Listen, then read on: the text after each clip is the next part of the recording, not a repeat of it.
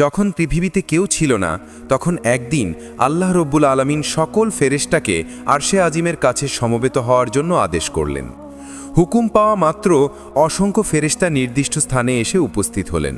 তখন আল্লাহ রব্বুল আলামিন ফেরেশতাদেরকে লক্ষ্য করে বললেন, হে আমার ফেরেশতারা, আমি পৃথিবীতে আমার খলিফা প্রেরণ করতে চাচ্ছি। ফেরেশতারা আল্লাহ রব্বুল আলামিনের কথার মর্ম বুঝতে না পেরে এবং তার উদ্দেশ্য না জেনে সাথে সাথে বলে উঠল, হে মাবুদ, আপনি কি পৃথিবীতে আবার এমন একটি জাতিকে সৃষ্টি করতে চাচ্ছেন যারা পৃথিবীতে রক্তপাত ঘটাবে এবং অশান্তি সৃষ্টি করবে? আমরাই তো আপনার প্রশংসা করছি, আমরাই তো সর্বক্ষণ আপনার ইবাদত করছি, তাহলে খলিফা বানানো কি দরকার? তাদের কথা শেষ হলে আল্লাহ রব্বুল আলামিন তাদের জবাবে বললেন, হে আমার ফেরেশতারা, শোনো, আমি যা জানি তোমরা তা জানো না। মানবজাতি পৃথিবীতে গিয়ে আমার ইবাদত বন্দেগী করবে কিনা সে ব্যাপারে আমি তোমাদের চেয়ে অধিক জানি। আর শুনে রাখো, আমি তোমাদের নিকট আমার এই কাজের ব্যাপারে পরামর্শ চাচ্ছি না, বরং আমি যা করতে চাচ্ছি তা তোমাদেরকে জানিয়ে রাখলাম মাত্র। আল্লাহ রব্বুল আলামিনের কথা শুনে ফেরেশতারা তাদের ভুল বুঝতে পারল এবং তারা আল্লাহ রব্বুল আলামিনের দরবারে ক্ষমা প্রার্থনা করল। এরপর একদা আল্লাহ রব্বুল আলামিন তার শ্রেষ্ঠ 4 ফেরেশতাকে হজরত জিব্রাইল, মিকাইল, ইসরাফিল এবং হজরত আজরাইলকে ডাকলেন। আল্লাহ রব্বুল আলামিনের হুকুম পাওয়া মাত্র তারা নির্দিষ্ট স্থানে এসে উপস্থিত হলেন। আল্লাহ রব্বুল আলামিন হজরত জিব্রাইল আলাইহিস সালামকে লক্ষ্য করে বললেন, হে জিব্রাইল, তুমি পৃথিবীতে যাও এবং সেখান থেকে এক মুঠো মাটি নিয়ে আসো, যে মাটি দ্বারা আমি আমার খলিফাকে তৈরি করব। হজরত জিব্রাইল আলাইহিস সালাম পৃথিবীতে এসে এক জায়গা থেকে এক মুঠো মাটি তুলতে ইচ্ছে করলেন। তখন মাটি চিৎকার দিয়ে জিজ্ঞেস করা শুরু করল, হে ভাই জিব্রাইল, তুমি আমাকে কোথায় নিয়ে যাচ্ছ? জিব্রাইল আলাইহিস সালাম বললেন, তোমাকে আল্লাহ তাআলার নিকট নিয়ে যাচ্ছি। সেখানে আল্লাহ তাআলা তোমার দ্বারা এমন এক নতুন মাখলুক সৃষ্টি করবেন যারা আল্লাহ রব্বুল আলামিনের প্রতিনিধি হয়ে এই পৃথিবীতে বসবাস করবে।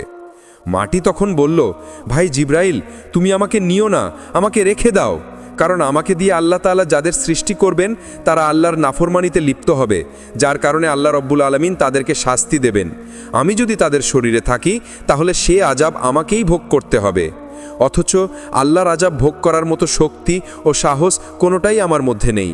অতএব তুমি এই বিষয়ে আল্লাহর নিকট আমার পক্ষ থেকে ক্ষমা প্রার্থনা করবে। মাটির এই আর্তনাদ শুনে জিব্রাইল আলাইহিস সালাম খালি হাতে আল্লাহর দরবারে ফিরে গেলেন এবং আল্লাহর নিকট গিয়ে মাটির আর্তনাদ ও তার অক্ষমতা প্রকাশ করলেন। এরপর আল্লাহ রব্বুল আলামিন হজরত মিকাইল আলাইহিস সালামকে পৃথিবীতে প্রেরণ করলেন এবং বললেন, হে মিকাইল, তুমি আমার প্রতিনিধি তৈরি করার জন্য যে মাটির প্রয়োজন, পৃথিবী থেকে সেই মাটি তুলে নিয়ে আসো। হজরত মিকাইল আলাইহিস সালাম পৃথিবীতে আসার পর মাটির আর্তনাদ ও কাকুতি মিনতির কারণে তিনিও খালি হাতে আল্লাহর দরবারে ফিরে গেলেন। এভাবেই হজরত ইসরাফিল আলাইহিস সালাম তিনিও ফেরত গেলেন। এক এক করে 3 জন ফেরেশতা খালি হাতে ফেরত গেলেন। অবশেষে আল্লাহ রাব্বুল আলামিন হজরত আজরাইল আলাইহিস সালামকে পৃথিবীতে প্রেরণ করলেন। হজরত আজরাইল আলাইহিস সালাম পৃথিবীতে আসার পর মাটি যখন তাকে কাকুতি মিনতি করে বলা শুরু করল, তার জবাবে আজরাইল আলাইহিস সালাম বললেন, হে মাটি, আমি তোমার কথায় কখনোই ফেরত যাব না, কেননা আল্লাহ তাআলা আমাকে হুকুম করেছেন আর আমি আল্লাহর আদেশ অবশ্যই পালন করব। এই কথা বলে তিনি পৃথিবী থেকে মাটি উত্তোলন করলেন এবং আল্লাহর দরবারে ফিরে গেলেন।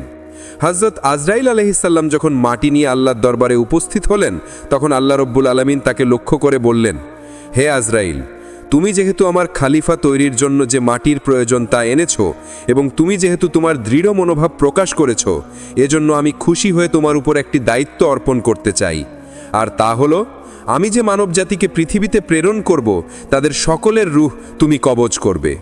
হজরত আজরাইল আলাইহিস সালাম আল্লাহকে লক্ষ্য করে বললেন, আপনি যদি আমাকে এই দায়িত্ব অর্পণ করেন তাহলে পৃথিবীর সমস্ত মানুষ আমাকে গালমন্দ করবে। তারা বলতে থাকবে, আজরাইল ফেরেশতা আমাদের সব কেড়ে নিয়েছে, আমাদের কাছ থেকে আমাদের আত্মীয় স্বজনদের কেড়ে নিয়েছে, আমাদেরকে হতাশার মধ্যে ফেলে দিয়েছে। তখন আমি কি করব? আজরাইল আলাইহিস সালামের এমন কথা শুনে আল্লাহ রব্বুল আলামিন তাকে লক্ষ্য করে বললেন, হে আজরাইল, শোনো, তোমার চিন্তা করার কোনো কারণ নেই। এক্ষেত্রে আমি একটি কৌশল অবলম্বন করব, যার কারণে কোনো মানুষ তোমাকে দোষারোপ করতে পারবে না। সেই কৌশলটি হচ্ছে, আমি প্রতিটি মানুষের মৃত্যুর জন্য একটি কারণ তৈরি করে দেব।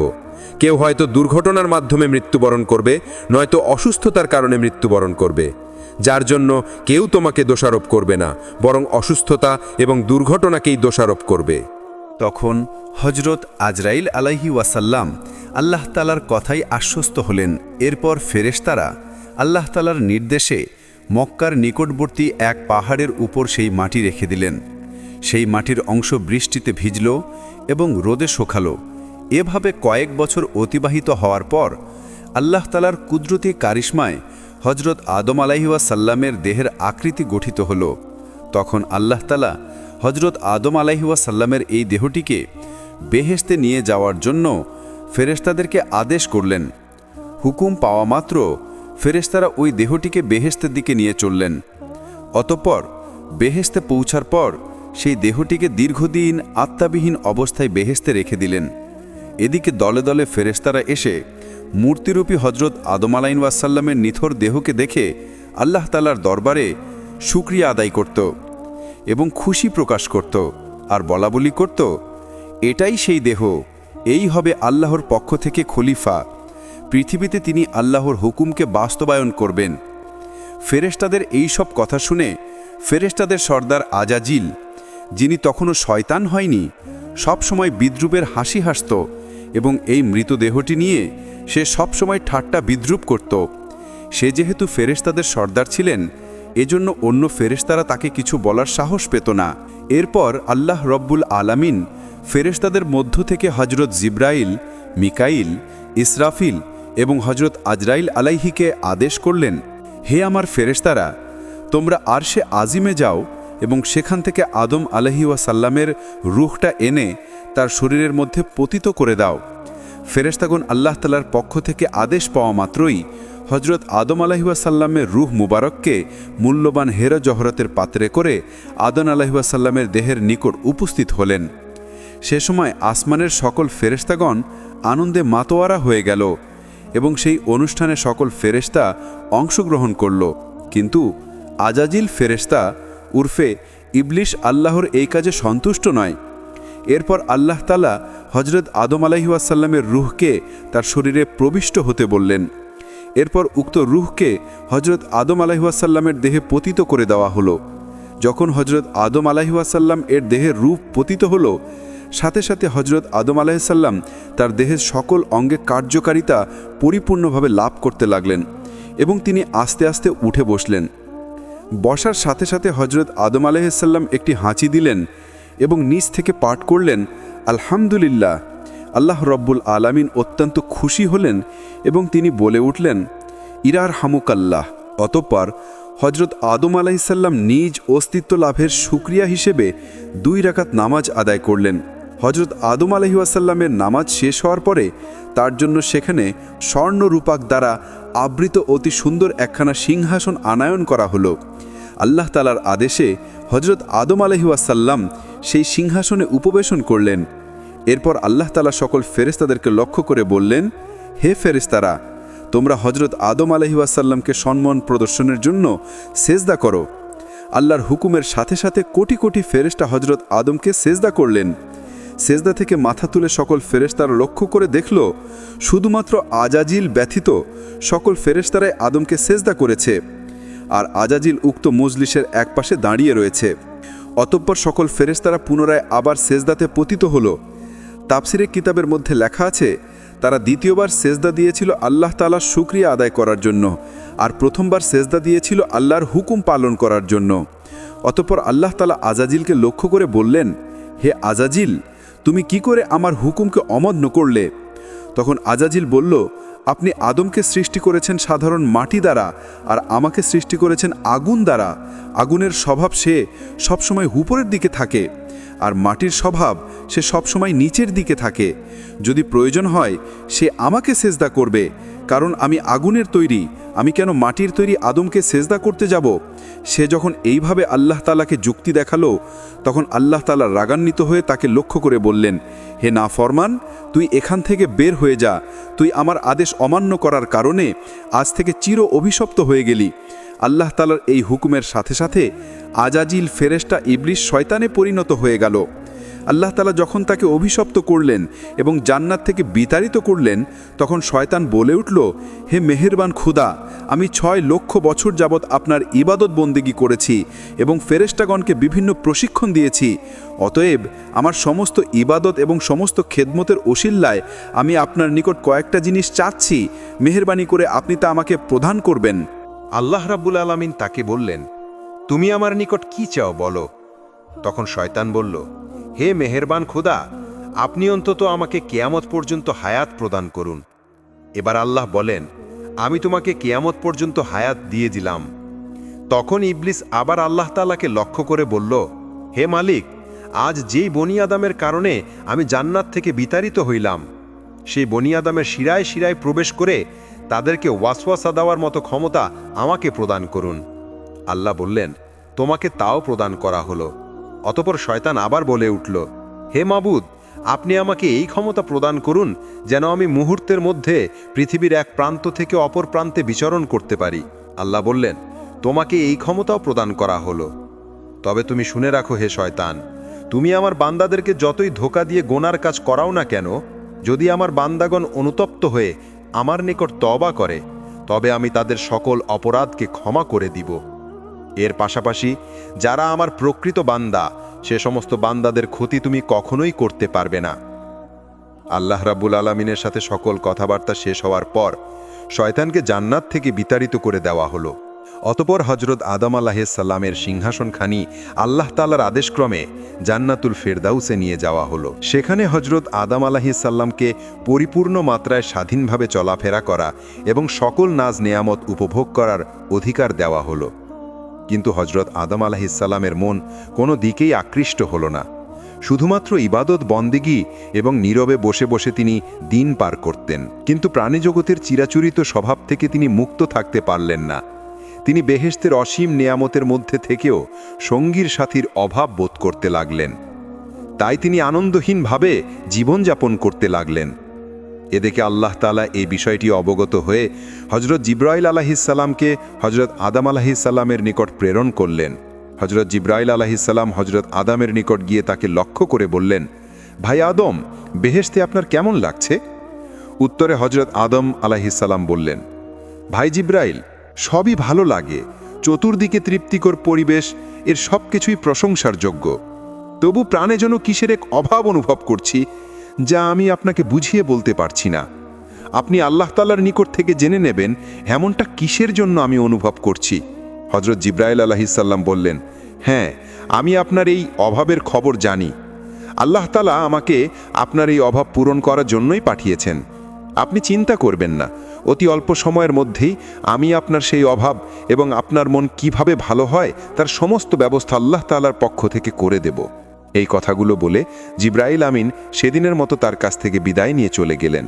অতঃপর পরের দিন ফজরের পূর্বে হজরত জিব্রাইল আলাইহিস সালাম আল্লাহর নির্দেশক্রমে হজরত আদম আলাইহিস সালামের ঘুমন্ত অবস্থায় তার নিকট আসলেন। এরপর কুদরতি কায়দায় হজরত আদম আলাইহিস সালামের একখানি বাম পাজরের হাড় বের করে নিলেন। অতঃপর উক্ত হাড়ের উপর রক্তমাংস ও চামড়ার আদবন দিয়ে সজোরে ফুঁক দিলেন। হজরত জিব্রাইলের ফুঁকের সাথে সাথে উক্ত হাড়ি একজন নারীর আকৃতি ধারণ করল। এরপর হজরত জিব্রাইল আলাইহিস সালাম আদম আলাইহিস সালামকে ঘুম থেকে জাগ্রত করলেন। হজরত আদম আলাইহিস সালাম জাগ্রত হয়ে তার সম্মুখে অপরূপ সুন্দরী চাঁদের ন্যায় উজ্জ্বল এক যুবতীকে দেখে তন্ময় হয়ে তার দিকে তাকিয়ে রইলেন। এরপর হজরত জিব্রাইল আমিন তাদের লক্ষ্য করে বললেন, হে আদম, ইনি আপনার জীবনসঙ্গী বিবি হাওয়া আলাইহিস সালাম। হজরত আদম এমন কথা শুনে অত্যন্ত আনন্দিত হলেন। তার প্রাণের মধ্যে যে অতৃপ্তি ছিল, নিমেষের মধ্যেই তা দ্রবীভূত হয়ে গেল। হৃদয়ের মাঝে তার আনন্দ ছড়িয়ে পড়তে লাগল। তিনি এত আনন্দিত হয়েছিলেন যা বর্ণনা করে কোনোদিন বোঝানো সম্ভব নয়। তাফসিরের কিতাবের মধ্যে এসেছে, পৃথিবীতে আল্লাহ তাআলা যে কয়েকজন নারীকে সবচাইতে বেশি সৌন্দর্য দান করেছেন, এদের মধ্যে হজরত হাওয়া ছিলেন অন্যতম। হজরত আদম আলাইহিস সালাম দীর্ঘ সময় বিবি হাওয়ার দিকে তাকিয়ে থেকে তার নিকটবর্তী হওয়ার উদ্দেশ্যে সম্মুখে অগ্রসর হলেন। তখন হজরত জিব্রাইল আমিন বাধা দিয়ে বললেন, তাকে বিবাহবন্ধনে আবদ্ধ করার পূর্বে তার নিকটবর্তী হওয়া আপনার জন্য জায়েজ নয়।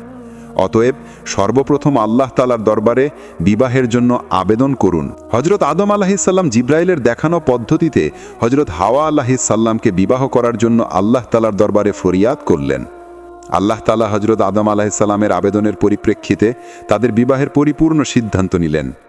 আল্লাহ তাআলা হজরত আদমকে লক্ষ্য করে বললেন, হে আদম, আমি আপনাকে হাওয়া আলাইহিসসালামের সাথে বিবাহ বন্ধনে আবদ্ধ করে দিলাম, কিন্তু এখন আপনি আপনার বিবাহের মোহরা আদায় করুন।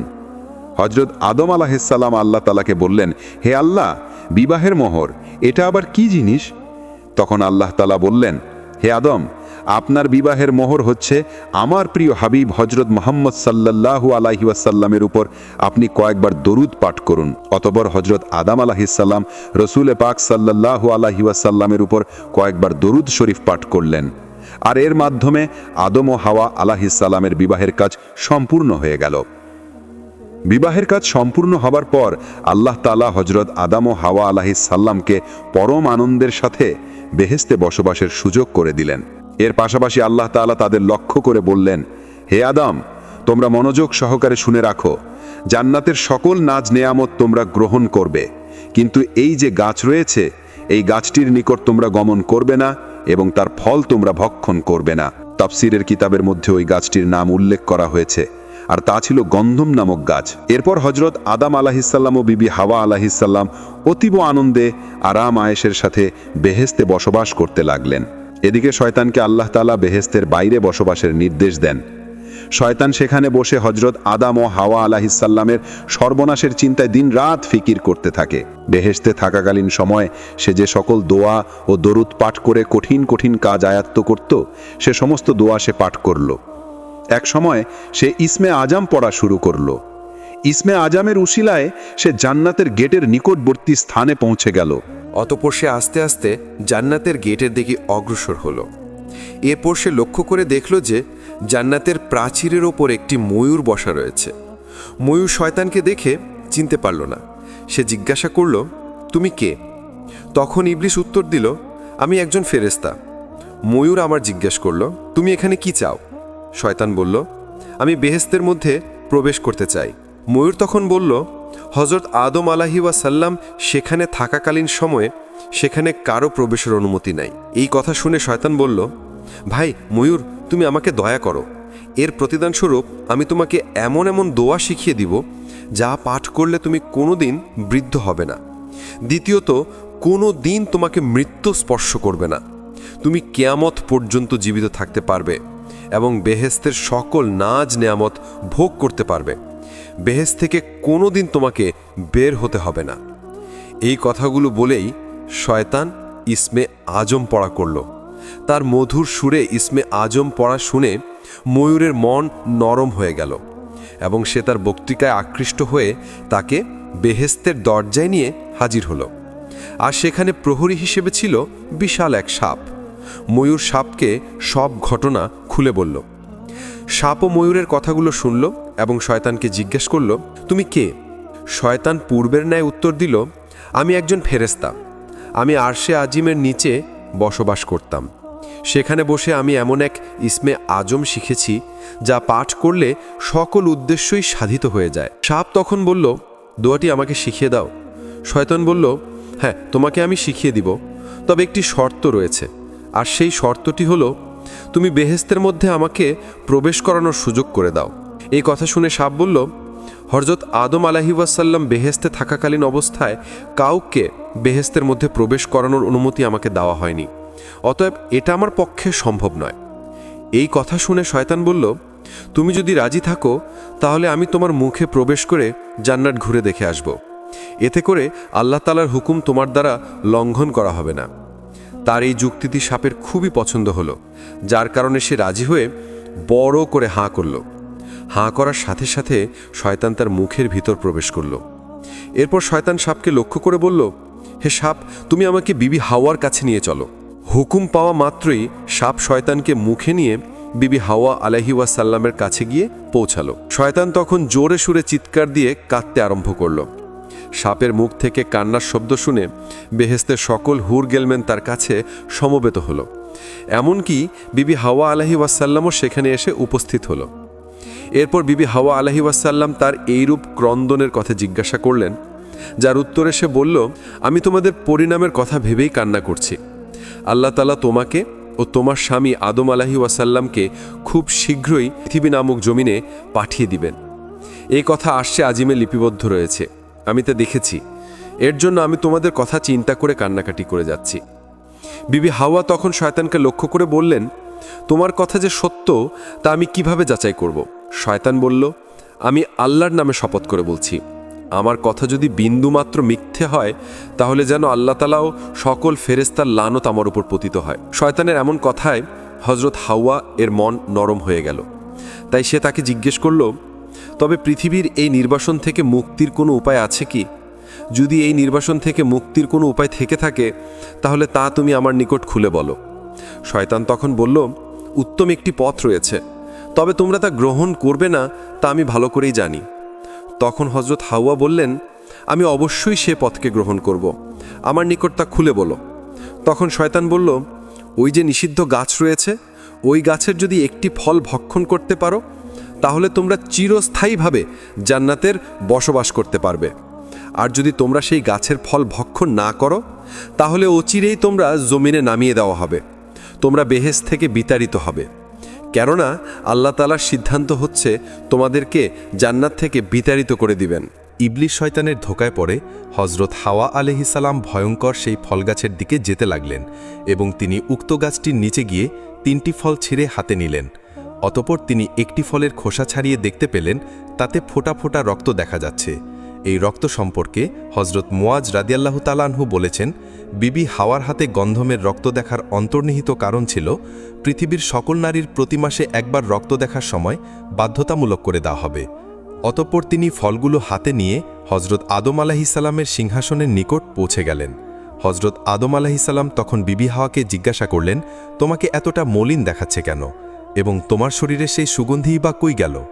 বিবি হাওয়া আলাইহিস সালাম বললেন, আমি এক মহা বিপজ্জনক সংবাদ নিয়ে এসেছি। এটা শুনে হযরত আদম আলাইহিস সালাম বললেন, কিসের দুঃসংবাদ? হাওয়া বললেন, আল্লাহ তাআলা নাকি আমাদেরকে বেহেশত থেকে চিরদিনের জন্য বের করে পৃথিবী নামক স্থানে নির্বাসন দিবেন। এমতো অবস্থায় পৃথিবীতে না গিয়ে চিরদিনের জন্য বেহেশতে বসবাস করার একটা পন্থা আমি খুঁজে পেয়েছি।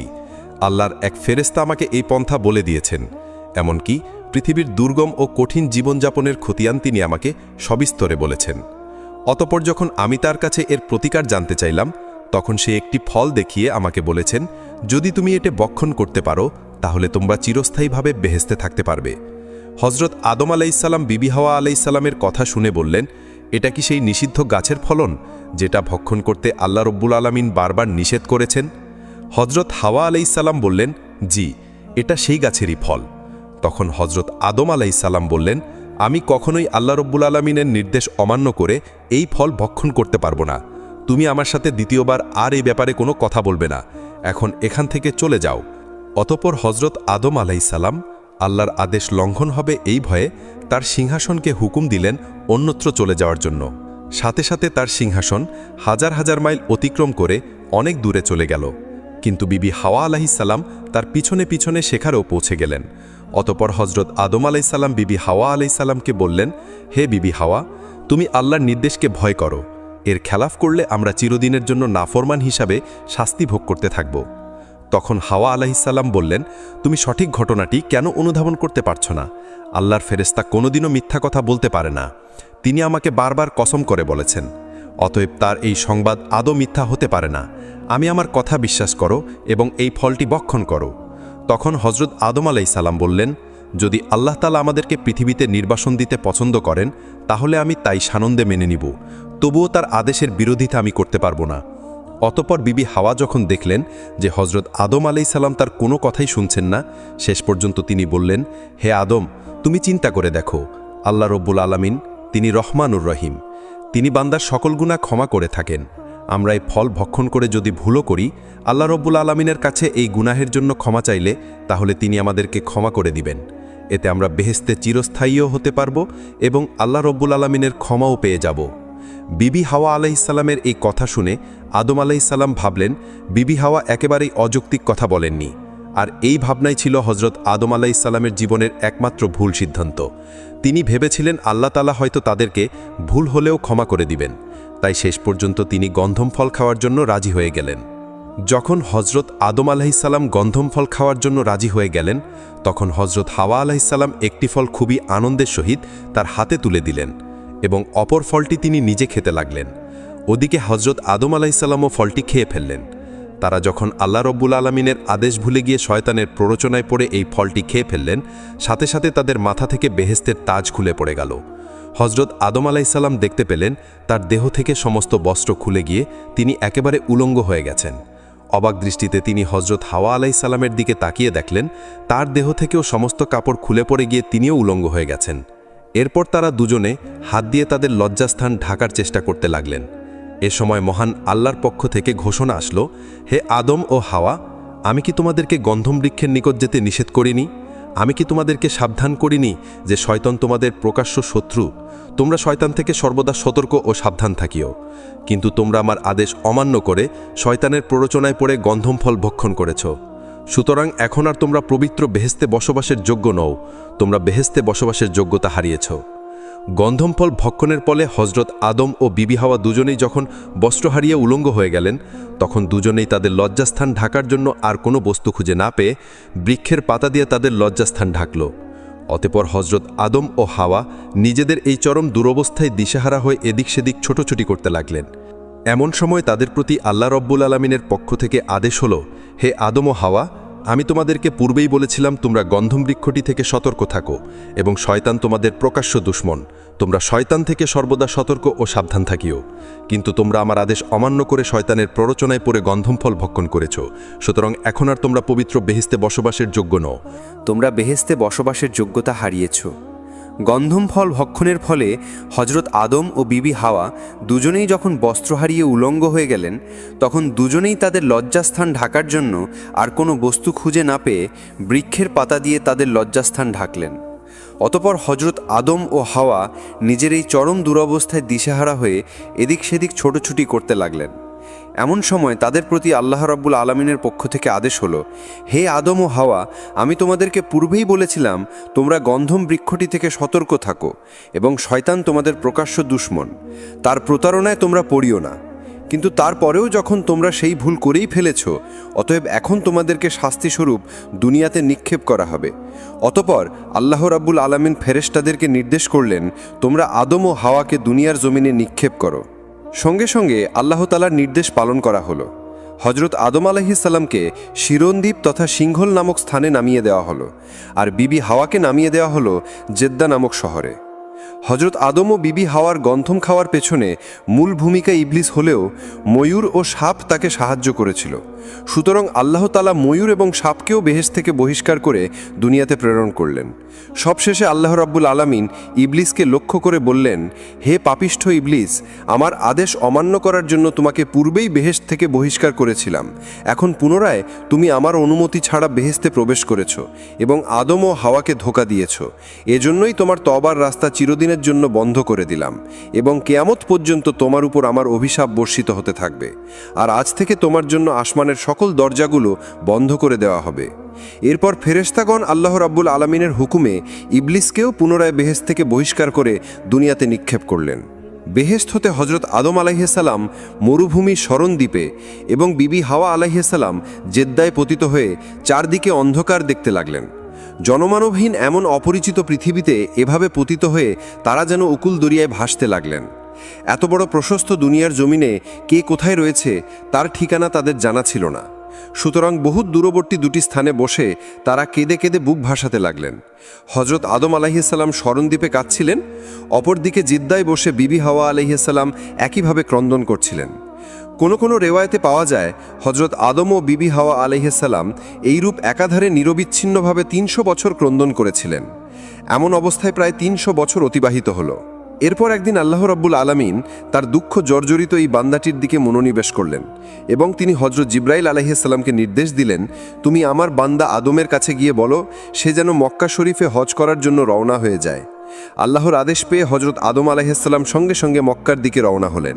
মুফাসসিরিন কেরামগণ বলেছেন, যখন আদম আলাইহিসসালাম সেখান হতে মক্কার দিকে রওনা করেছিলেন, আল্লাহ রাব্বুল আলামিন তখন শরণদ্বীপ হতে মক্কা শরীফ এতই নিকটবর্তী করে দিয়েছিলেন যে মাত্র 30 বার কদম ফেলে হজরত আদম আলাইহিসসালাম মক্কা শরীফের দিকে পৌঁছে গেলেন। মক্কা শরীফে পৌঁছে হজরত আদম আলাইহিসসালাম আরাফাতে জাবালে রহমত নামক স্থানে গিয়ে বসে পড়লেন। এ সময় তিনি শারীরিক ও মানসিক ক্লান্তিতে একেবারেই দুর্বল হয়ে পড়েছিলেন। আরাফাতের সেই স্থানে বসে হজরত আদম আলাইহিসসালাম চোখের অশ্রু ফেলে আল্লাহ রাব্বুল আলামিনের দরবারে প্রার্থনা করতে লাগলেন, হে মাবুদ, আপনি আমার ও আমার স্ত্রীর গুনাহগুলো মাফ করে দিন। আমি জানি না সে এখন কোথায় ও কিভাবে রয়েছে, সম্ভবত তারও জানা নেই যে আমি কোথায় আছি এবং কিভাবে আছি। হে মাবুদ, আপনি আমাদের উভয়ের প্রতি করুণা বর্ষণ করুন, আমাদের ভুলগুলো ক্ষমা করে দিয়ে পুনরায় আমাদের মিলন ঘটিয়ে দিন। হজরত আদম আলাইহিসসালামের এই প্রার্থনা কিছুটা ফলদায়ক হলো।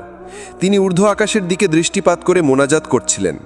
আল্লাহর অসীম রহমতে তার চোখের পর্দা অপসারিত হয়ে গেল। হজরত আদম আলাইহিসসালামের চোখের সামনে এবার আল্লাহ রাব্বুল আলামিনের আরশে মুআল্লার অপূর্ব দৃশ্য ভেসে উঠল। তিনি দেখতে পেলেন আকাশের গায়ে লিখিত রয়েছে, লা ইলাহা ইল্লাল্লাহু মুহাম্মাদুর রাসূলুল্লাহ সাল্লাল্লাহু আলাইহি ওয়াসাল্লাম। এই কালিমা দেখে হজরত আদমের দীর্ঘদিনের পুরানো স্মৃতির কথা মনে পড়ে গেল। যখন আল্লাহ রাব্বুল আলামিন তাকে সৃষ্টি করেছিলেন, সৃষ্টি হবার পরে মাথা উঁচিয়ে তিনি আল্লাহ রাব্বুল আলামিনের আরশে মুআল্লায় এই কালিমাটি দেখতে পেয়েছিলেন। এরপর হজরত আদম আলাইহিসসালাম আল্লাহ রাব্বুল আলামিনের দরবারে দুই হাত তুলে পুনরায় মিনতি পেশ করতে লাগলেন, হে আমার প্রতিপালক, আপনি আপনার প্রিয় হাবিব মুহাম্মদ সাল্লাল্লাহু আলাইহি ওয়াসাল্লামের বরকতের ওসিলায় আমাদেরকে গুনাহ মুক্ত করে দিন। যখন হজরত আদম আলাইহিসসালাম রাসূলে করিম সাল্লাল্লাহু আলাইহি ওয়াসাল্লামের ওসিলা দিয়ে দোয়া করলেন, তখন আল্লাহ রাব্বুল আলামিনের দয়ার সাগরে জোশ উঠে গেল। সঙ্গে সঙ্গে তিনি হজরত আদম আলাইহিসসালামের প্রার্থনা কবুল করে তার ও তার স্ত্রী হজরত হাওয়া আলাইহিসসালামের গুনাহ ক্ষমা করে দিলেন। এরপর আল্লাহ রাব্বুল আলামিন জিব্রাইল আলাইহিসসালামের মাধ্যমে আদম আলাইহিসসালামকে জানিয়ে দিলেন।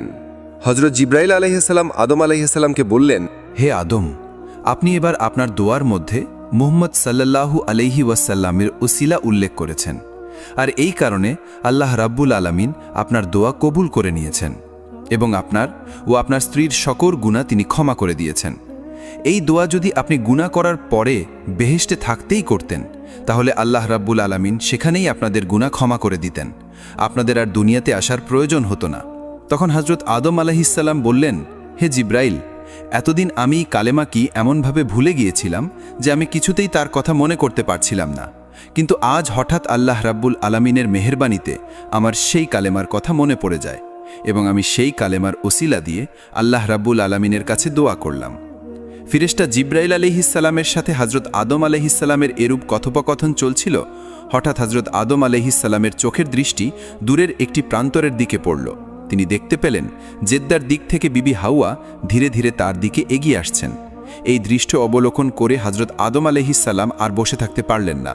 তিনি দ্রুত এগিয়ে আগমনরত বিবি হাওয়াকে জড়িয়ে ধরে আকুলভাবে কাঁদতে লাগলেন। বিবি হাওয়াও দীর্ঘকাল পরে এভাবে স্বামীকে ফিরে পেয়ে অবাধে শিশুর মতো ফুপিয়ে ফুপিয়ে কাঁদতে লাগলেন। সুদীর্ঘ ৩০০ বছর বিচ্ছেদের পর স্বামী স্ত্রীর এইভাবে সাক্ষাৎ লাভের এই অপূর্ব দৃশ্যের সত্যি বুঝি নজির মেলাভার। হজরত আদম আলাইহিসসালাম ও বিবি হাওয়া আলাইহিসসালামের ক্রন্দন যেন কিছুতেই থামছে না। তাদের এই কান্নার দৃশ্য জমিন ও আসমানের অসংখ্য ফিরেশতা অবলোকন করছিল। তারা সকলেই তাদের কান্নার সাথে সামিল হলো এবং আল্লাহ রাব্বুল আলামিনের দরবারে শুকরিয়া আদায় করল। দীর্ঘকাল পরে হজরত আদম ও বিবি হাওয়ার যে স্থানে সাক্ষাৎ হয়েছিল, সেই স্থানকেই আমরা বর্তমানে আরাফাতের ময়দান বলে চিনি। প্রিয় বন্ধুগণ, এরপর সরলমতি আদম ও হাওয়া বেহেশতে থাকাকালীন সময় যতটা সহজ সরল ছিলেন, এই ঘটনার পরে তারা বহুগুণ সতর্ক ও সাবধান হয়ে বাকি জীবন অতিবাহিত করতে লাগলেন।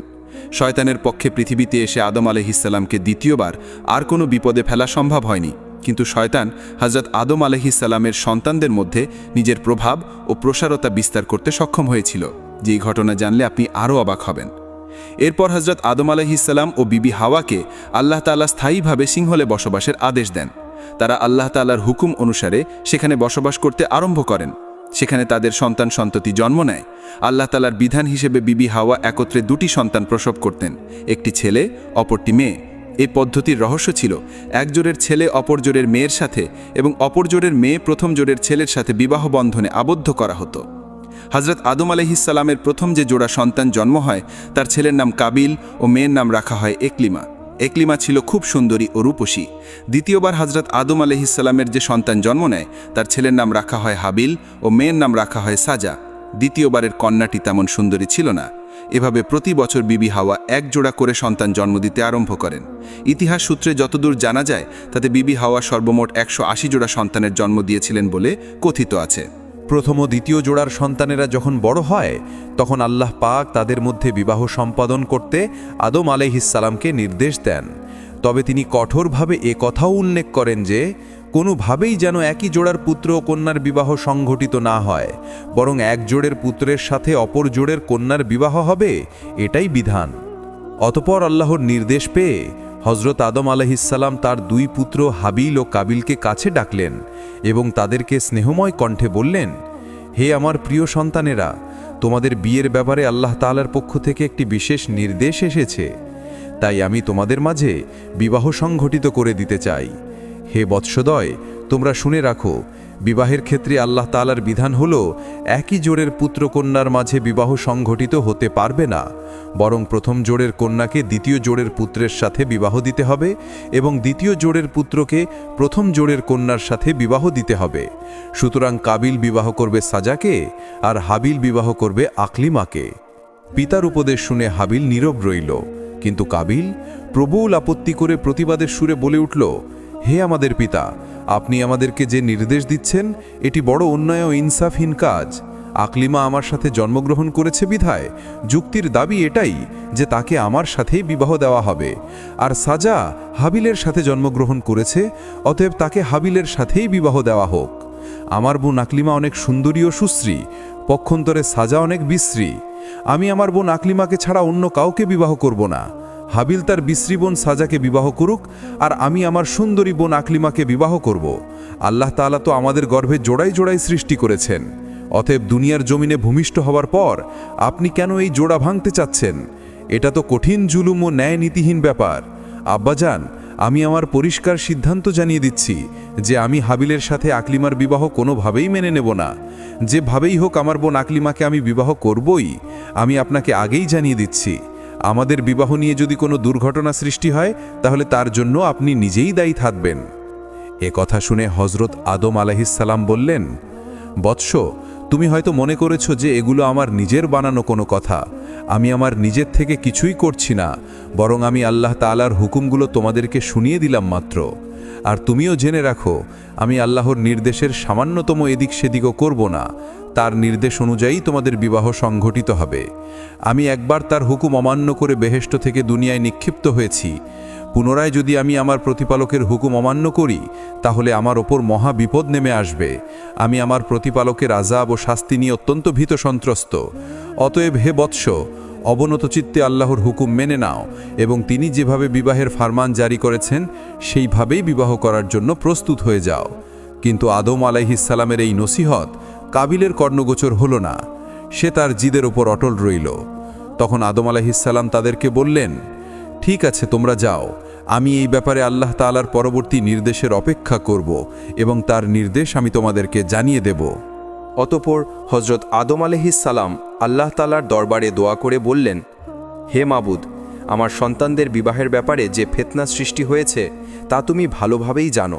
সুতরাং আমাকে এই ব্যাপারে একটি উত্তম ফায়সালা দান করুন, যাতে করে প্রত্যক্ষভাবে আমার সন্তানেরা একটি প্রমাণ পেতে পারে। হজরত আদম আলাইহিসসালামের দোয়ার পর আল্লাহ তাআলার নির্দেশ নিয়ে হজরত জিবরাইল আলাইহিসসালাম সেখানে আগমন করলেন এবং তিনি বললেন, হে আদম, আপনি আপনার পুত্রদ্বয়কে কুরবানি করার নির্দেশ দিন।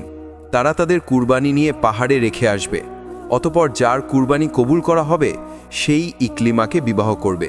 আল্লাহ তাআলার পক্ষ থেকে এরূপ নির্দেশ পেয়ে হজরত আদম আলাইহিসসালাম পুনরায় তার পুত্রদেরকে ডাকলেন এবং তিনি তাদেরকে বললেন, হে হাবিল ও কাবিল, আল্লাহ তাআলার নির্দেশ হলো তোমরা দুজন কুরবানি পেশ করবে। তোমরা তোমাদের কুরবানি পাহাড়ের উপরে রেখে আসবে। অতপর যার কুরবানি আল্লাহ রাব্বুল আলামিন কবুল করবেন সেই ইকলিমাকে বিবাহ করবে। অতএব তোমরা যাও, তোমাদের কুরবানি পাহাড়ের উপর রেখে আসো। পিতার নির্দেশ পেয়ে হাবিল এবং কাবিল বের হয়ে গেল। অতপর কাবিল যেহেতু কৃষক ছিল তাই সে তার কৃষিপণ্যের মাধ্যমে কুরবানির সামগ্রী সংগ্রহের জন্য মনস্থ করল।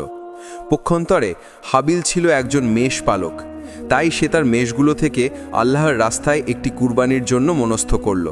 এক্ষেত্রে সে তার সবচাইতে উত্তম এবং মোটা তাজা মেষটিকে আল্লাহর রাস্তায় কুরবানি করার জন্য বাছাই করল।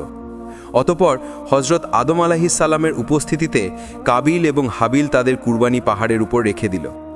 আসলে হজরত আদম আলাইহিসসালামের যুগে কুরবানির নিয়ম ছিল কুরবানির বস্তু পাহাড়ের উপর রেখে আসলে আকাশ থেকে আগুন এসে জ্বালিয়ে দিত, আর এটিই ছিল কুরবানি কবুল হওয়ার একমাত্র নিদর্শন। যাই হোক, কিছুক্ষণ পরেই আল্লাহ তাআলার পক্ষ থেকে এক খণ্ড আগুন এসে হাবিলের কুরবানিকে জ্বালিয়ে দিল। এই দৃশ্য দেখে হাবিল অত্যন্ত খুশি ও আনন্দিত হয়ে আল্লাহ তাআলার দরবারে শুকরিয়া জ্ঞাপন করতে লাগল। পক্ষান্তরে কাবিল লজ্জায় অনুতাপে হিংস্র ও ক্রুদ্ধ মূর্তি ধারণ করল। সে হজরত আদম আলাইহিসসালামকে বলল, আব্বাজান, আপনি হাবিলকে অধিক ভালোবাসেন এবং তার জন্যই কেবল দোয়া করেছেন, তাই তার কুরবানি কবুল হয়েছে, আর আমার জন্য দোয়া করেননি, তাই আমার কুরবানিও কবুল হয়নি। অতপর সে হাবিলকে লক্ষ্য করে বলল, হে হাবিল, অবশ্যই আমি তোমাকে হত্যা করব।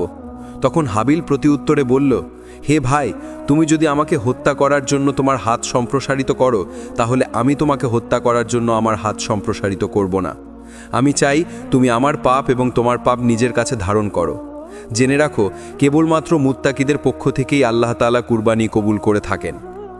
তখন হজরত আদম আলাইহিসসালাম কাবিলকে বললেন, হে বৎস, তুমি তো নিজেই চোখে প্রত্যক্ষ করলে যে আল্লাহ তাআলার ইচ্ছা কোনটি, অতএব তুমি আল্লাহ রাব্বুল আলামিনের ইচ্ছার প্রতি সন্তুষ্ট থাকো। তুমি হাবিলের সাথে ভালো সম্পর্ক বজায় রাখো এবং আল্লাহর ফরমান অনুযায়ী বিবাহে রাজি হয়ে যাও।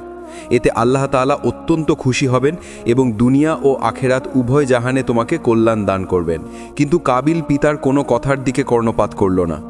সে নিজের অপমানের জ্বালায় হাবিলের প্রতি আরও শত্রুভাবাপন্ন হয়ে পড়ল।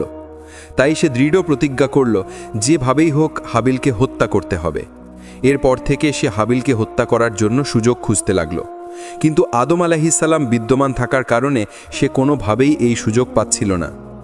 এর কিছুদিন পরেই আল্লাহ তাআলার পক্ষ থেকে হজরত আদম আলাইহিসসালামের কাছে নির্দেশ আসলো, হে আদম, তুমি আমার ঘর বাইতুল্লাহ জিয়ারত করার জন্য মক্কার উদ্দেশ্যে গমন করো। নির্দেশ পেয়ে হজরত আদম আলাইহিসসালাম পাহাড়কে লক্ষ্য করে বললেন, হে পাহাড়, তুমি কি আমার সন্তানদেরকে রক্ষা করার দায়িত্ব গ্রহণ করতে পারবে? তখন পাহাড় জবাব দিল, হে আদম, আমি তোমার সন্তানদেরকে রক্ষা করার দায়িত্ব গ্রহণ করতে পারব না। অতপর হজরত আদম আলাইহিসসালাম জমিনকে লক্ষ্য করে বললেন, হে জমিন, তুমি কি আমার সন্তানদেরকে রক্ষা করার দায়িত্ব গ্রহণ করতে পারবে? জমিন তখন হজরত আদম আলাইহিসসালামকে একই উত্তর দিল। তখন আদম আলাইহিসসালাম হাবিলকে বললেন, হে হাবিল, তুমি কি আমার সন্তানদেরকে রক্ষা করার দায়িত্ব গ্রহণ করতে পারবে? উত্তরে হাবিল বলল, হে আমার পিতা, আল্লাহ তাআলা যদি আমার উপর অনুগ্রহ করেন তাহলে অবশ্যই আমি এই দায়িত্ব গ্রহণ করতে রাজি। এরপর হজরত আদম ও বিবি হাওয়া আলাইহিসসালাম সন্তানদের রক্ষণাবেক্ষণের দায়িত্ব হাবিলের কাছে ন্যস্ত করে মক্কার উদ্দেশ্যে রওনা করলেন। এদিকে আদম আলাইহিসসালাম হজে গমন করার পর কাবিল তার উদ্দেশ্য সিদ্ধির জন্য একটি বিশাল সুযোগ পেয়ে গেল। এতদিন সে পিতার শাস্তির ভয়ে তার উদ্দেশ্য পূরণ করতে পারছিল না, কিন্তু যখন পিতা তাদের থেকে দূরে চলে গেল তখন আর কিসের ভয়? অতপর একদিন হাবিল বকরির পাল চড়াতে মাঠে গেল। এক পর্যায়ে সে ক্লান্ত হয়ে একটি বৃক্ষের ছায়ায় ঘুমিয়ে পড়ল। কাবিল যখন দেখল হাবিল নির্জন একটি প্রান্তে গাছের ছায়ায় একাই ঘুমিয়ে রয়েছে, তখন সে সেটিকে বিশেষ সুযোগ মনে করতে লাগল। সে ভাবল, হাবিলকে হত্যা করার এটাই উপযুক্ত সময়। কিন্তু সে একটি বিপদের সম্মুখীন হয়ে গেল।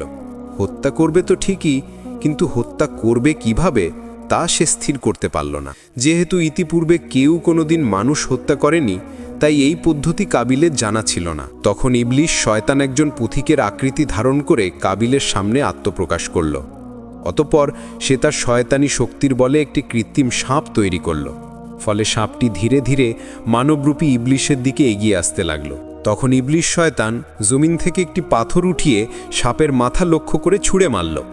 ফলে সাপের মাথা চূর্ণ বিচূর্ণ হয়ে প্রাণ ত্যাগ করল। হত্যা করার এই পদ্ধতি দেখে কাবিল অত্যন্ত খুশি হয়ে গেল এবং সে স্থির করল এই পদ্ধতিতে তার ভাই হাবিলকে হত্যা করবে। হত্যা করার পদ্ধতি শেখার পর কাবিল ধীরে ধীরে হাবিলের দিকে এগিয়ে যেতে লাগল। যখন সে হাবিলের কাছে পৌঁছে গেল তখন সে বিরাট একটি পাথর হাতে তুলে নিল। অতঃপর সেই পাথরটি ঘুমন্ত হাবিলের মাথা লক্ষ্য করে প্রচণ্ড বেগে ছুঁড়ে মারল। পাথরের আঘাতে হাবিলের মাথা ফেটে চৌচির হয়ে গেল এবং সাথে সাথে সে মৃত্যুর কোলে ঢলে পড়ল। হাবিলের মৃত্যু তো হলো ঠিকই, কিন্তু এখন আরও একটি নতুন সমস্যা দেখা দিল, আর তা হলো হাবিলের মৃতদেহ কিভাবে গোপন করবে সে চিন্তা করতে লাগলো। যদি হাবিলের লাশ এইভাবে পড়ে থাকে তাহলে তার মৃত্যু কথা নিশ্চয়ই পিতার কর্ণগোচর হবে এবং আমি যে তার হত্যাকাণ্ড ঘটিয়েছি এটা অবশ্যই তিনি বুঝতে পারবে। সুতরাং হাবিলের মৃত্যুর খবর কিছুতেই যাতে পিতার কানে না পৌঁছায় এবং তার লাশেরও যাতে তিনি সন্ধান না পান, সেজন্য তার লাশ গোপন করার দরকার। কিন্তু কাবিল বুঝতে পারছিল না কিভাবে তার ভাই হাবিলকে সে দাফন করবে। যেহেতু ইতিপূর্বে এই কাজ পৃথিবীর কোনো মানুষই করেনি, তাই কাবিল তার ভাই হাবিলের লাশ কাঁধে নিয়ে এদিক সেদিক ঘুরতে লাগল আর চিন্তা করছিল কিভাবে এই লাশকে গোপন করা যায়। এমত অবস্থায় আল্লাহ রাব্বুল আলামিন ইচ্ছা করলেন যে তাকে দুইটি নিকৃষ্ট প্রাণী দিয়ে মানুষ দাফন করার কাজটি শিক্ষা দান করবেন। এজন্য তিনি তার সামনে দুটি কাক পাঠিয়ে দিলেন। কাক দুটি কাবিলের সামনে আবির্ভূত হয়ে ভীষণ মারামারি শুরু করে দিল। তারা একে অপরকে ঠোঁট দিয়ে ঠোকরাতে শুরু করল। এভাবে একটি কাক অপর কাকটিকে হত্যা করে ফেলল। এরপর জীবিত কাকটি তার ঠোঁট দিয়ে একটি গর্ত খনন করে মৃত কাকটিকে সেই গর্তের মধ্যে রেখে তার ওপর মাটি চাপা দিল। অতঃপর সে উড়ে চলে গেল। কাকদের এর থেকে মানুষ দাফনের এই পদ্ধতি শিক্ষা লাভ করার পর কাবিল মনে মনে ভীষণ লজ্জিত হলো এবং সে এই বলে নিজেকে ধিক্কার দিতে লাগলো, হায় রে, আমি এই সামান্য কাকের মতো বুদ্ধিমান নই। একটি কাক মানুষ দাফনের যে পদ্ধতি জানে, আমি সেই পদ্ধতিটা জানি না। আফসোস, আমি এই কাকের মতো হতে পারলাম না। কাকদের থেকে মানুষ দাফনের এই পদ্ধতি শিক্ষা লাভ করার পর কাবিল তার ভাই হাবিলকে দাফন করার জন্য একটি কবর খনন করল। অতঃপর সেই কবরে হাবিলের লাশ রেখে তার উপর মাটি চাপা দিয়ে দিল। হাবিলের লাশ দাফন করার পর সে একেবারে নিশ্চিন্ত হয়ে গেল এবং সে মনে মনে ভাবতে লাগল, যেভাবেই হোক এই বিপদ থেকে আমি নিষ্কৃতি লাভ করলাম। এখন আর আমাকে থামায় কে? আকলিমাকে তো আমি বিবাহ করবই। এসব ভাবতে ভাবতে সে পথ চলছিল আর অপেক্ষা করছিল কখন সে বাড়ি গিয়ে পৌঁছবে। এমন সময় আল্লাহ রাব্বুল আলামিন জমিনকে নির্দেশ দিলেন, হে জমিন, তুমি কাবিলের দেহ হাঁটু পর্যন্ত গ্রাস করে ফেলো। তাকে নড়াচড়া করতে দিবে না। সে তার নিজের ভাইকে হত্যা করে মহাপাপীতে পরিণত হয়েছে। ফলে জমিন সাথে সাথে আল্লাহ রাব্বুল আলামিনের নির্দেশ পালন করল এবং কাবিলকে হাঁটু পর্যন্ত গ্রাস করে ফেলল। তখন হতভাগা কাবিল তার পা আর টেনে জমিন থেকে তুলতে পারল না। সে বুঝতে পারল যে এই শাস্তি আল্লাহ রাব্বুল আলামিনের পক্ষ থেকে এসেছে। এই কথা বুঝতে পেরে সে আল্লাহ রাব্বুল আলামিনের দরবারে কাকুতি মিনতি করে বলতে লাগল, হে মাবুদ, ইবলিশ গুনাহ করে তোমার দরবার থেকে বিতাড়িত হয়েছিল, কিন্তু জমিন তাকে এইভাবে গ্রাস করেনি। আমার অপরাধ কি ইবলিশের অপরাধের চেয়ে বড় যে জমিন আমাকে এইভাবে গ্রাস করে নিল? তখন আল্লাহর পক্ষ থেকে তাকে জবাব দেওয়া হলো, সে যত বড় অপরাধ করুক না কেন, সে নিজের হাতে নিজের ভাইকে হত্যা করেনি। তখন কাবিল আবার বলল, হে মাবুদ, আমার পিতা বেহেশতে অবস্থানকালে তোমার হুকুম অমান্য করে বড় গুনাহ করেছিল। তাকে তো তুমি শাস্তি দিয়েছ বটে, কিন্তু তাকেও তো জমিন এইভাবে গ্রাস করেনি। তখন আল্লাহর তরফ থেকে জবাব আসলো, হে নিষ্ঠুর, তোমার পিতা আমার আদেশ অমান্য করে অন্যায় করেছিল নিজের প্রতি, কিন্তু তুমি এমন অপরাধ করেছ যাতে অন্যের হক নষ্ট হয়েছে। তুমি অন্যের প্রতি অবিচার করেছ, সুতরাং তোমার অপরাধ সর্বাপেক্ষায় গুরুতর। এরপর আল্লাহ তাআলা জমিনকে নির্দেশ দিলেন, হে জমিন, তুমি কাবিলের দেহকে তার বুক পর্যন্ত গ্রাস করে ফেলো। সাথে সাথে জমিন আল্লাহর হুকুম পালন করল এবং কাবিলের দেহকে বুক পর্যন্ত গ্রাস করে ফেলল।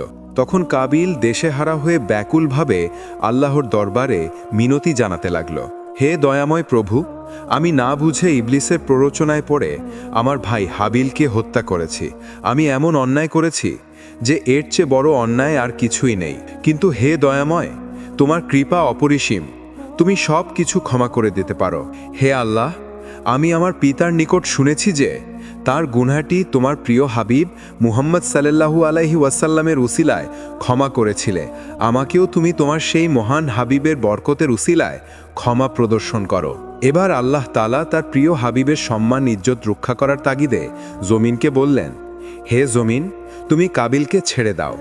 ফলে কাবিল জমিনের কবল থেকে মুক্তি লাভ করল এবং ভাবতে লাগল, যেভাবেই হোক এই বিপদ থেকে আমি রক্ষা পেলাম, এবার আর আমায় ঠেকায় কে? আকলিমাকে তো আমি বিবাহ করবই।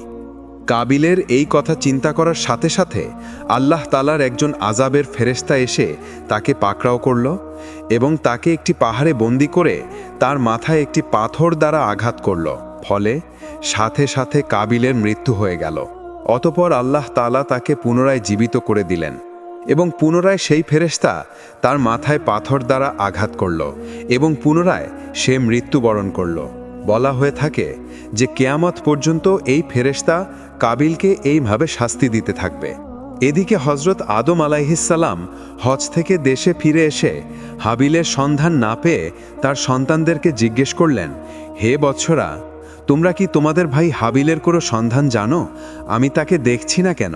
তখন আদম আলাইহিসসালামের সন্তানেরা তাকে উত্তর দিল, হে পিতা, আপনি হজ করতে যাওয়ার কিছুদিন পর থেকেই আমরা আমাদের ভাই হাবিল ও কাবিল দুজনকেই দেখছি না। আমরা তাদেরকে অনেকক্ষণ খোঁজ করেছি, কিন্তু তাদের কোনো সন্ধান পাইনি। আমরা জানি না তারা কোথায় আছে। তাদের কথা শুনে হজরত আদম আলাইহিসসালাম বুঝতে পারলেন অবশ্যই কাবিল হাবিলকে হত্যা করেছে, আর সে তো তাকে ইতিপূর্বেই হত্যার হুমকি দিয়েছিল। আর এই দ্বন্দ্বের একমাত্র কারণ যে তার কুপুত্র কাবিল ছিল তা তিনি ভালো করেই বুঝতে পারলেন। সুতরাং কাবিলের কারণে তার মনে কোনোরূপ দুঃখ হলো না, কিন্তু হাবিলকে হারিয়ে তিনি একেবারেই শোকাহত হয়ে পড়লেন। অতঃপর তিনি আল্লাহর তাআলার দরবারে কাঁদতে কাঁদতে প্রার্থনা করলেন, হে আল্লাহ, হাবিলকে যদি হত্যা করা হয়ে থাকে তাহলে তার কবর এবং লাশের সন্ধান আমাকে দেখিয়ে দাও। আদম আলাইহিসসালামের এই দোয়ার পরিপ্রেক্ষিতে আল্লাহ রব্বুল আলামিন তাকে জানিয়ে দিলেন, হে আদম, তোমার পুত্র কাবিল তোমার সন্তান হাবিলকে হত্যা করেছে। এজন্য কিয়ামত পর্যন্ত তাকে এই পাপের শাস্তি ভোগ করতে হবে, এবং পৃথিবীতে তোমার যত সন্তানই অন্যায়ভাবে হত্যাকাণ্ড সংগঠিত করবে, সেই হত্যাকাণ্ডের পাপের একটি অংশ তোমার পুত্র কাবিলের আমলনামায় লিপিবদ্ধ করা হবে। অতঃপর আল্লাহ তাআলা তাকে হাবিলের মৃত্যুর জায়গা এবং তার কবর সম্পর্কে জানিয়ে দিলেন। ফলে আদম আলাইহিসসালাম সেই স্থানে গেলেন এবং কবর দেখে তিনি চিৎকার করে কাঁদতে লাগলেন। ছেলে হারানোর ব্যথা সইতে না পেরে তিনি কবর থেকে হাবিলের লাশ উঠিয়ে দেখলেন তার মাথা চূর্ণ বিচূর্ণ করে দেওয়া হয়েছে এবং তার সারা শরীর এখনও রক্তে রঞ্জিত হয়ে আছে। তখন কান্না ভেজা কণ্ঠে হজরত আদম আলাইহিসসালাম হাবিলের লাশটিকে বাড়িতে নিয়ে আসলেন। পুত্রের এই অবস্থা দেখে বিবি হাওয়াও কাঁদতে কাঁদতে অস্থির হয়ে গেলেন। অতঃপর হাবিলের লাশ একটি বাক্সে ভরে বাক্সটি নিজেদের ঘরে রেখে দিলেন। তারা দৈনিক ৮-১০ বার বাক্স খুলে হাবিলের চেহারা দেখতেন। একদিন হজরত জিব্রাইল আলাইহিসসালাম এসে আদম আলাইহিসসালামকে বললেন, মৃতদেহ এভাবে রাখা আল্লাহ তাআলার বিধান নয়। অতএব আল্লাহ তাআলার সন্তুষ্টির জন্য এ লাশকে কবরে দাফন করুন। এরপর হজরত আদম জানাজা পড়ে নিজের ঘরের মধ্যে একপাশে হাবিলের লাশ দাফন করলেন। হজরত আদম আলাইহিসসালামের তৃতীয়বারের পুত্র সন্তানের নাম ছিল হজরত শীশ আলাইহিসসালাম। তিনি ছিলেন আদম সন্তানের মধ্যে সবচেয়ে নেককার ব্যক্তি। হাবিলের পরে হজরত শীশ ছিলেন পিতামাতার নিকট অধিক প্রিয়। তিনি আদম আলাইহিসসালামের বৃদ্ধ বয়সে সর্বদা তার নিকটে খেদমতে মশগুর থাকতেন। একবার বৃদ্ধ বয়সে হজরত আদম আলাইহিসসালাম সকল সন্তানকে তার জন্য ফলমূল নিয়ে আসতে হুকুম দিলেন। সন্তানেরা পিতার হুকুমের পরিপ্রেক্ষিতে ফলমূল আনতে চলে গেল, কিন্তু শীশ আলাইহিসসালাম সেখানেই থেকে গেলেন। তখন হজরত আদম আলাইহিসসালাম বললেন, শীশ, তুমি কোনো ফল আনতে গেলে না কেন? তখন হজরত শীশ আলাইহিসসালাম বললেন, আব্বাজান, আপনি বেহেশতের মধ্যে অত্যন্ত সুস্বাদু ফলের স্বাদ গ্রহণ করেছেন। এখন এই পৃথিবীর স্বাদবিহীন ফল আপনার সম্মুখে পেশ করতে আমার লজ্জা হচ্ছে, তাই আমি ফল আনতে যাইনি। এছাড়া আপনি আল্লাহর একজন অদ্বিতীয় নবী। আপনি যদি বেহেশতি ফল খেতে আশা করেন এবং আল্লাহ তাআলার নিকট আরজ পেশ করেন, তবে নিশ্চয়ই আল্লাহ তাআলা আপনার জন্য বেহেশতি ফল প্রেরণ করবেন। হজরত আদম আলাইহিসসালাম শীশ আলাইহিসসালামের কথা শুনে বললেন, প্রিয় বৎস, আমি আল্লাহ তাআলার নিকট গন্ধম খেয়ে যে অপরাধ করেছি, তাতে দ্বিতীয়বার কোনো খাবারের জন্য কিছুর আবেদন করতে আমার ভীষণ লজ্জা হয়। তার চেয়ে বরং তুমি নিষ্পাপ ছেলে আল্লাহর দরবারে প্রার্থনা করো। তখন হজরত শীশ আলাইহিসসালাম আল্লাহ তাআলার দরবারে কিছু ফল ফুলের জন্য প্রার্থনা করলেন। আল্লাহ তাআলা হজরত শীশ আলাইহিসসালামের আবেদনের পরিপ্রেক্ষিতে অনেকগুলো ঝুরি ফল বোঝাই করে একজন হুরকে দিয়ে হজরত শীশের নিকট পাঠিয়ে দিলেন। হুর হজরত শীশ আলাইহিসসালামের নিকট এসে বললেন, আল্লাহ তাআলা আমাকে সহ সব ফলমূল আপনার জন্য প্রেরণ করেছেন। তখন হজরত শীশ আলাইহিসসালাম সব কিছু নিয়ে পিতার সম্মুখে হাজির হলেন। হজরত আদম আলাইহিসসালাম বেহেশতি ফল খেলেন। সর্বশেষে শীশ আলাইহিসসালামের সঙ্গে হুরের বিবাহ করে দিলেন।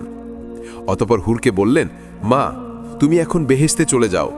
যেহেতু পৃথিবীতে তোমার উপযোগী পরিবেশ নেই, তোমার সাথে একদিন বেহেশতেই শীষের মিলন হবে। তখন হুর সালাম দিয়ে বিদায় গ্রহণ করলেন। হজরত আদম আলাইহিসসালাম প্রায় 1200 বছর জীবিত ছিলেন। এর মধ্যে তার 350 সন্তান জন্মগ্রহণ করে। সন্তানদের অধিকাংশকে তিনি নিজের পার্থিব ও পারলৌকিক তালিম দান করেন। তার সন্তানদের মধ্যে কাবিল ছাড়া সকলেই ঈমানদার ছিলেন। হজরত আদম আলাইহিসসালাম জীবনের শেষ দিকে মোটামুটি আরামায়েশে কাটিয়েছেন।